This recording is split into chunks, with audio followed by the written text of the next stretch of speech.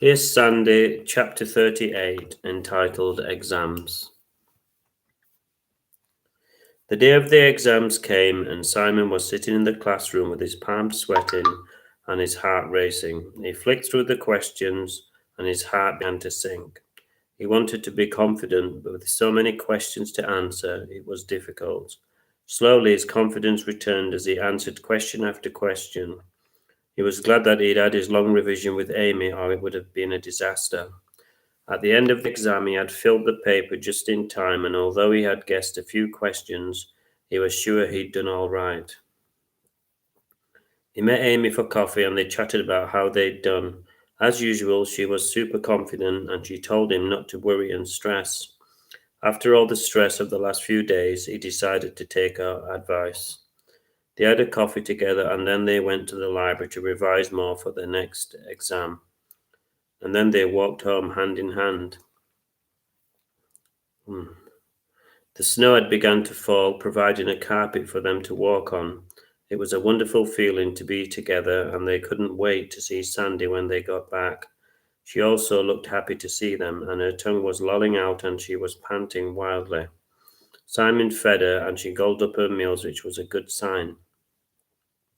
After she had lapped up all the water, they took her for a walk in the woods. Simon loved to hear the snap of the twigs and the crunch of the acorns underfoot. It was romantic, like being in a movie. Sandy spotted a squirrel and chased it as it ran all the way up an old oak tree. Amy and Simon laughed at the silly sight. They were sure she didn't mean any harm and that she was just having fun. It was good to see her running around like before. Her strength was definitely coming back. They kissed again and it was magical, and they all went back home before it got too dark. The next day, Simon found out that he'd passed his exam and he was elated. He'd never passed anything before. Amy also got top marks and they celebrated by having a coffee together. There were more exams to come and they spent their evening looking through textbooks which were littered around the room. Amy's parents were encouraging and they cooked them a celebratory meal. Simon couldn't believe how different things were from his old life. The more time went on, the less he thought of his dad, and his memories from the past seemed like a dream, a bad dream. He was now relaxed and his nervousness was evaporating.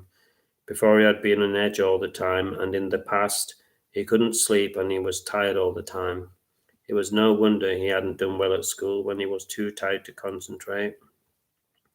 Every evening Simon ploughed through the books with Amy. His confidence was growing even more. Although he disliked maths, he loved English literature, and he vowed to read every famous book he could get his hands on. Amy laughed and said that she had read most of them. She was a voracious reader and she recommended many famous authors.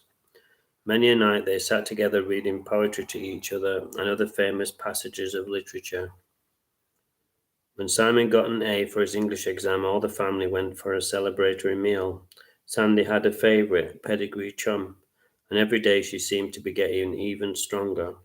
When the vet would call round, Sandy would jump up and down excitedly. She was unaware of the danger she had been in. Gradually, their fears subsided, and when Sandy ran quickly across the fields, it was as if she'd never been ill.